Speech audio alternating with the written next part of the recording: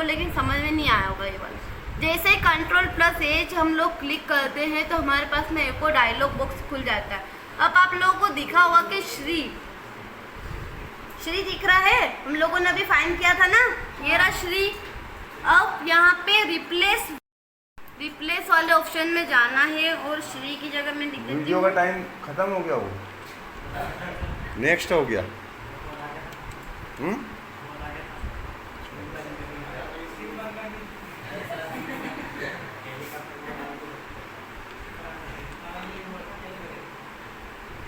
देखो मैंने श्री की जगह माता लिख दिया है, कुछ नहीं करना है। मैच केस पे गए, अब इसमें दो ऑप्शन है आप लोगों के पास में, रिप्लेस और रिप्लेस ऑल। एक ही जगह अगर आपको चेंज करना है कि जैसे कि यहाँ श्री लिखा हो तो आपको सिर्फ यही चेंज करना है, तो आप कुछ नहीं करना है, आप लोगों को रिप्लेस पे क्लिक करना है। और जहाँ जहाँ श्री लिखा हुआ वहाँ सभी जगह आपको चेंजेस चाहिए तो रिप्लेस ऑल कर देंगे, ठीक है। तो मैं रिप्लेस ऑल कर देती हूँ क्योंकि मुझे सभी जगह चेंज करना है।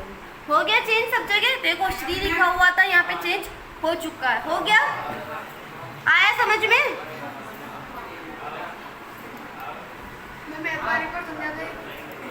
एक बार और समझा दे, तरुण को समझ में नहीं आया है ना। देखो कुछ नहीं करना है, Ctrl+H लिखा हम लोगों ने, अभी हम लोगों ने माता लिखा है सब जगह, तो अब वापस से कुछ और लिख देते हैं ना। अब मुझे श्री ही लिखना है सब जगह, क्या लिखना है? श्री ही। तो मैं वापस से कुछ नहीं करूँगी, उस वाले डायलॉग बॉक्स में जाके उस रो में कुछ नहीं करना है बेटा, श्री लिखना है हम लोग को। क्या करना है? श्री। वापस से मैच केस पे अप्लाई करना है, अब सभी जगह करना है तो सभी जगह जो है अप्लाई।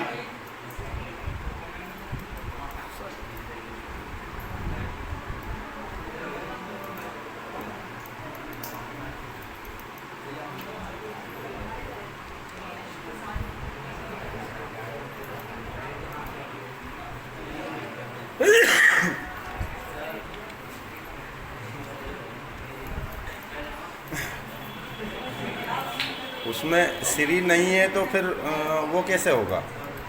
श्री वर्ड ही नहीं है। अब इसमें अपन मैच किस कर रहे हैं, तो पहले उसमें तो माता आ गया ना, अब माता आ गया तो रिप्लेस कहाँ से होएगा? और उसमें श्री वर्ड ही नहीं है ना। आप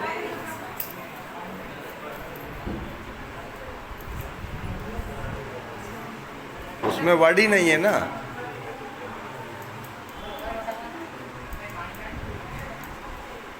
ऊपर वाले में माता डालो, ऊपर फर्स्ट केस अपने को चेंज क्या करना है? माता है ना।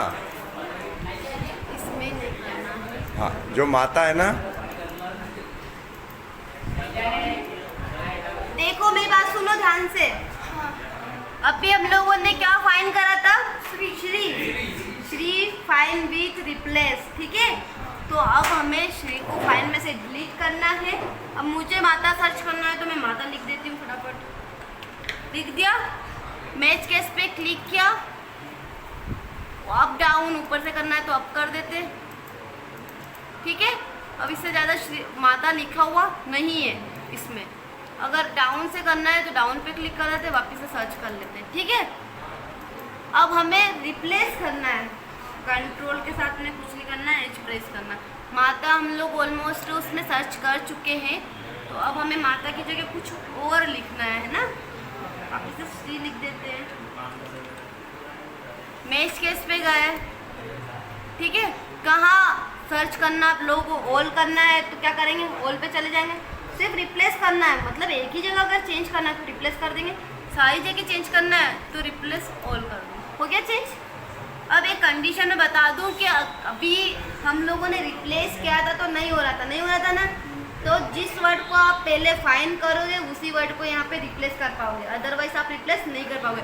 और ये वाला जो डायलॉग बॉक्स में अगर आप सोच रहे हो कि हम फाइन वर्ड इसी में कर दें वापस से चेंज, तो इसमें चेंज नहीं होगा बेटा, ठीक है। पहले वो F3 वाली Ctrl+F यूज करना पड़ेगा, उसके बाद में ही कोई से वर्ड को आप रिप्लेस कर पाओगे। आ गई समझ में अब? तो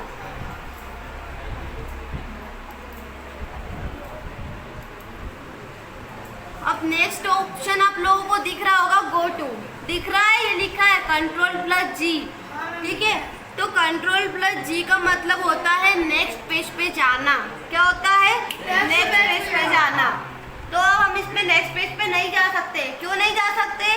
क्योंकि हमारे पास में नोटपैड पे एक ही एरिया रहता है, एक ही पेज रहता है, एक ही एरिया पे हमें पूरे वर्क को करना पड़ता है। इसमें नेक्स्ट पेज पे जाने का कोई ऑप्शन नहीं है। आप कोई से भी सिस्टम पे बैठोगे ना तो कोई से भी सिस्टम पे ये वाला ऑप्शन अप्लाई नहीं कर सकते, क्योंकि नोटपैड और वर्डपैड में एक ही पेज पे सारे वर्क कर सकते हैं। अब आप लोगों ने जब MS वर्ड खोलेंगे ना तो होम, इंसर्ट, डिज़ाइन, लेआउट ये आपको अलग अलग पेज पे मिलेंगे, लेकिन इसमें सारे मेन्यू एक ही स्क्रीन पे और वन पेज पे वाइट कलर के पेज पे ही दे रखा है। इसमें कोई चेंजेस नहीं कर सकते, इसलिए हम इस पे दूसरे एरिया पे या दूसरे पेज पे नहीं जा सकते। ठीक है, सिलेक्ट ऑल का पता ही होगा आप लोगों को, Ctrl+A से अगर पूरे पैराग्राफ को जो मैंने लिखा है, जितना भी पैराग्राफ लिखा है उस पूरे को मुझे एक साथ डिलीट करना है, तो यहाँ पे सिलेक्ट ऑल का ऑप्शन है Ctrl+A। तो अभी हम Ctrl+A से कुछ नहीं करना है, मुझे यहाँ से कंट्रोल के साथ A प्रेस करना है। सिलेक्ट हो गया है और बैक स्पेस या डिलीट से उसको डिलीट करना। अगर बैक स्पेस और डिलीट से करेंगे तो किस तरीके से डिलीट होगा, वो एक के ऊपर डिलीट होगा, है ना, ऐसे ही होगा ना। लेकिन पूरे पैराग्राफ को एक साथ डिलीट करना है तो Ctrl+A। अब एक लास्ट ऑप्शन बचा है इसमें, देखो F5 दिख रहा होगा बेटा सबको? दिख रहा है, इसमें लिखा हुआ टाइम एंड डेट। तो F5 जो की है हमें नोटपैड के डेस्कटॉप पे टाइम और डेट बताने का काम करती है। क्या करती है? Time and date F5। इसमें F5 डायरेक्ट की है, शॉर्टकट की नहीं है, कुछ नहीं करना है आप लोगों को। डायरेक्ट F5 की इसमें फंक्शंस की में देखना होगा आपको कीबोर्ड में। F5 की जैसे यूज़ करोगे उसमें टाइम और डेट आ जाएगी। आ गई? ठीक है, एडिट वाला ऑप्शन समझ में आ गया सबको? अब नेक्स्ट हमारे पास में थर्ड वाला जो मेन्यू है वो फॉर्मेट है। फॉर्मेट में हमारे पास में एक तो वर्ड रैप वाला ऑप्शन है, इसमें हम लोग देख लेते हैं। आप लोगों को ये राइट वाला सिंबल दिख रहा होगा, हाईलाइट हो रहा है, ऑप्शन हो रहा है ना वर्ड रैप वाला। तो जब वर्ड रैप पे से राइट वाला सिंबल हटा देते हैं तो आप एक पेज का भी पैराग्राफ लिखोगे ना तो क्या होगा? एक ही लाइन में लिखोगे, उसको सेकेंड लाइन में नहीं लिख सकते। अभी मैं एक काम करती हूँ, इसमें से राइट वाला सिंबल हटा देते हैं। हटा दिया? नहीं है ना राइट वाला ऑप्शन? ठीक है, अब हम लोग कुछ भी इंस्ट्रक्शन दे देते हैं कीबोर्ड के माध्यम से।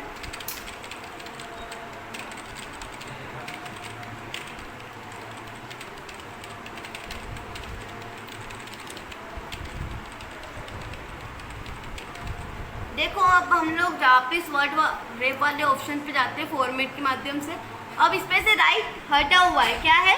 हटा हुआ है। तो हम लोग काफ़ी कुछ लिख चुके हैं लेकिन वो एक ही लाइन में ड्रॉ हुआ है। ठीक है, अब हम वापस, जब हम लोगों ने 2 लाइन लिख दी थी लेकिन हम एक ही लाइन में लिख रहे हैं। अगर मैं आपको पूरी स्टोरी भी लिखवाऊंगी ना, वर्ड रैप पे से राइट वाला सिंबल अगर हटा हुआ है बेटा तो आप पूरे पैराग्राफ को एक ही लाइन में लिखोगे। ठीक है, आगे समझ में?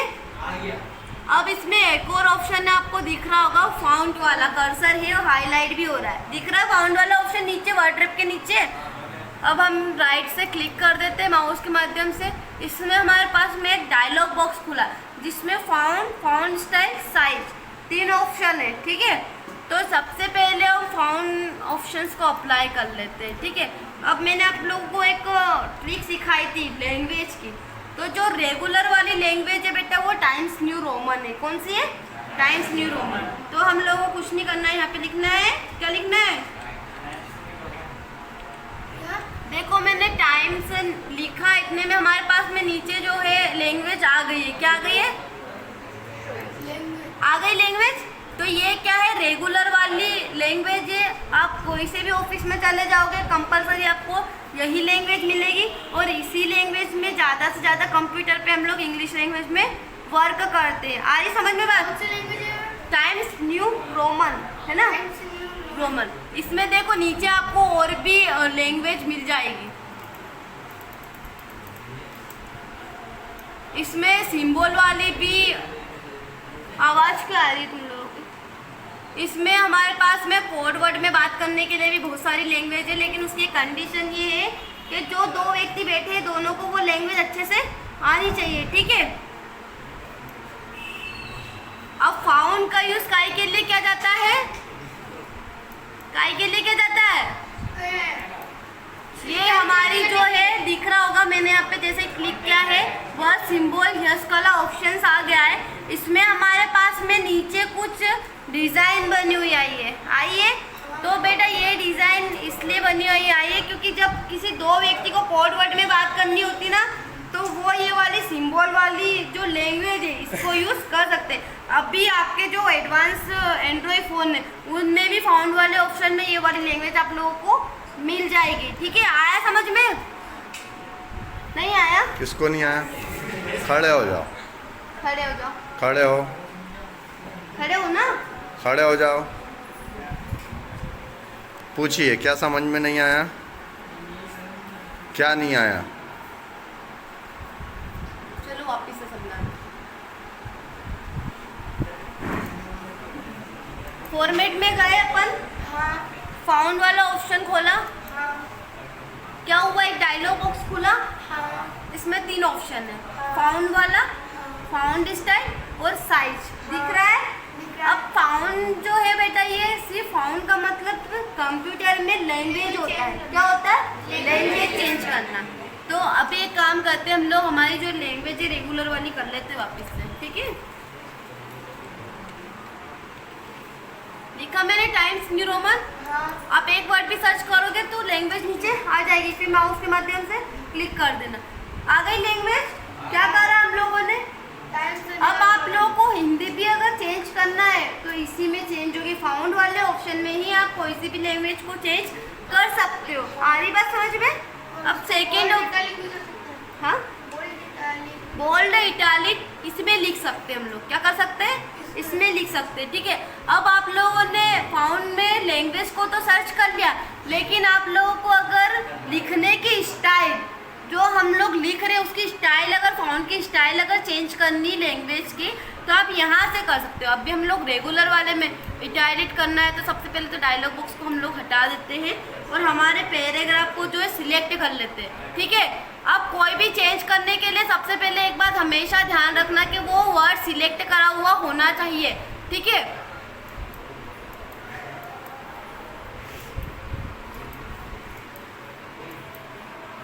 अब भी हमारी लैंग्वेज की जो फाउंड की स्टाइल है अगर सिलेक्ट करा हुआ है तो उसको हम लोग चेंज कर सकते हैं, ठीक है।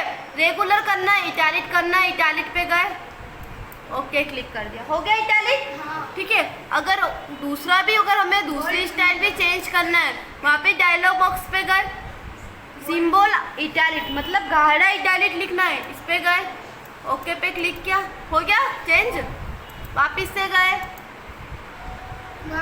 बोल्ड करना है तो ये ओके पे क्लिक कर दे, हो गया बोल्ड। आगे समझ में? अब नेक्स्ट हमारे पास में एक और ऑप्शन है, वो भी समझ लो अच्छे से, साइज। अभी देखो मैक्सिमम 22 या 24 साइज रखते हैं हम लोग अगर नॉर्मल, ये एक नॉर्मल साइज है लिखने की, लेकिन ज़्यादा अगर हमें बढ़ानी है तो हम लोग बढ़ा सकते हैं,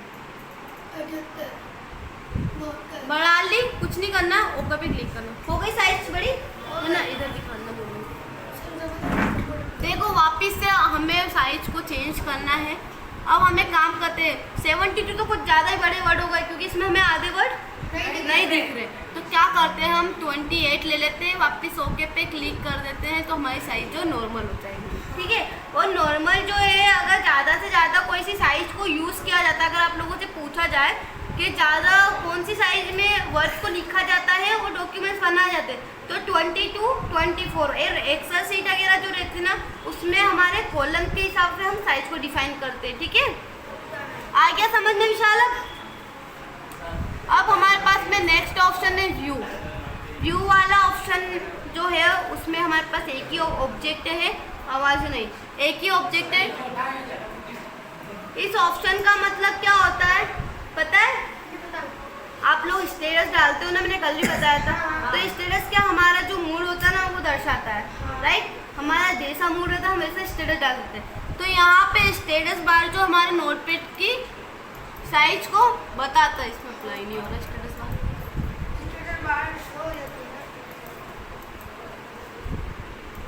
नीचे स्टेटस बार शो हो रही है, रूलर दिख रहा है सबको?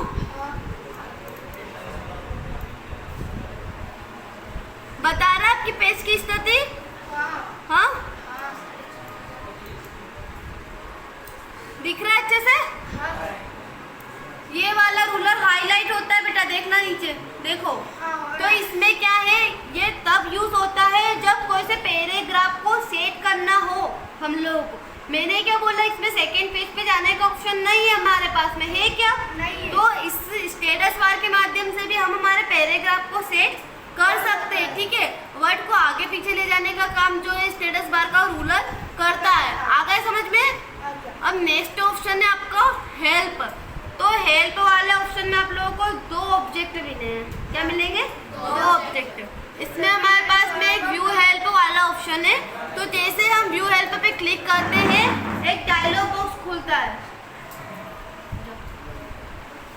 एक डायलॉग बॉक्स खुलता है, राइट? खुलता है ना? तो इस डायलॉग बॉक्स में क्या रहता है, what is notepad, how do I notepad, ये सारी चीजें बेटा मैं आप लोगों को लिखवा चुकी हूँ। तो ये डायलॉग बॉक्स हमें नोटपैड की पूरी जानकारी देता है। क्या करता है? जानकारी देता है कि हम नोटपैड में क्या कैसे क्लिक कर सकते हैं, नोटपैड में कैसे आ सकते हैं, उसमें हम लोग कैसे ऑप्शंस को अप्लाई कर सकते हैं, ठीक है। अब नेक्स्ट हमारे पास में एक और ऑब्जेक्ट बचा है, उसको भी हम पढ़ लेते हैं।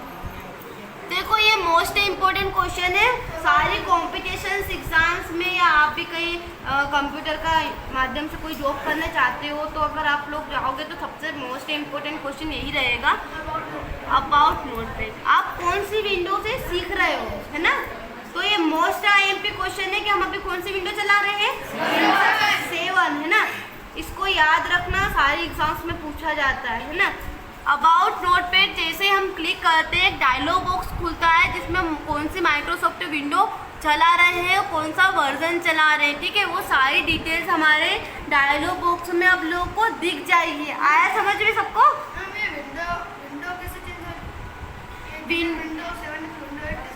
विंडो 8 नहीं होगी बेटा, इसमें जो हमारे हार्डवेयर और सॉफ्टवेयर है ना, उसमें कुछ चीज़ें हमें अप्लाई करनी पड़ती है, या पेन ड्राइव से डालना पड़ता है, या उसमें डाउनलोड करना पड़ता है। पर विंडो 8 नहीं है, विंडो 7 ही है। वर्जन चेंज होते हैं, ठीक है। वर्जन कैसे चेंज होते हैं, जैसे 2010 था, 2007 था, 2016 आ गया, ये विंडो चेंज नहीं होती है, ठीक है।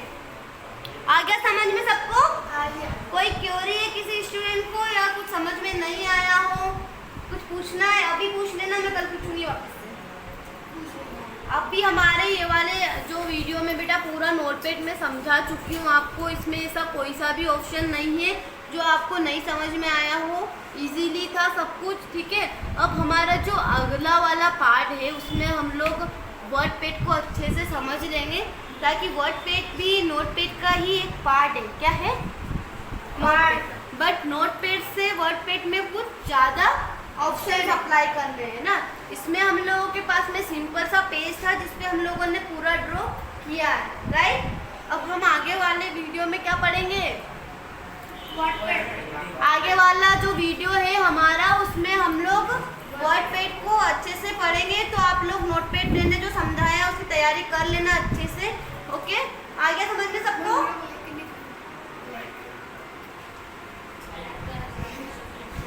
लाइक करें, सब्सक्राइब करें और सबसे शेयर करें और बेल आइकन को प्रेस करें। लाइक करें, सब्सक्राइब करें, ठीक है। और सिस्टम बिल्कुल व्यवस्थित चलाना आप लोगों को। आ गया समझ में?